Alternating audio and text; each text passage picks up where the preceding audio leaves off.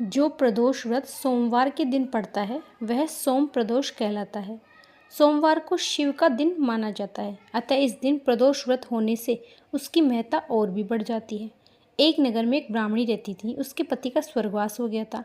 उसका अब कोई आश्रयदाता नहीं था, इसलिए प्रातः होते ही वह अपने पुत्र के साथ भीख मांगने निकल पड़ती। भिक्षाटन से ही वह स्वयं व पुत्र का पेट पालती। एक दिन ब्राह्मणी घर लौट रही थी। उसे एक लड़का घायल अवस्था में कराता हुआ मिला।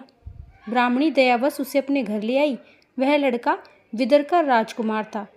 शत्रु सैनिकों ने उसके राज्य पर आक्रमण कर उसके पिता को बंदी बना लिया और राज्य पर नियंत्रण कर लिया, इसलिए वह मारा मारा फिर रहा था।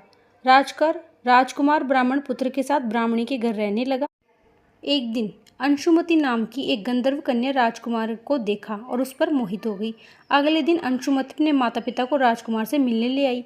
उन्हें भी राजकुमार भाग गया। कुछ दिनों बाद अंशुमति के माता पिता को शंकर भगवान ने स्वप्न में आदेश दिया कि राजकुमार और अंशुमति का विवाह करवा दीजिए।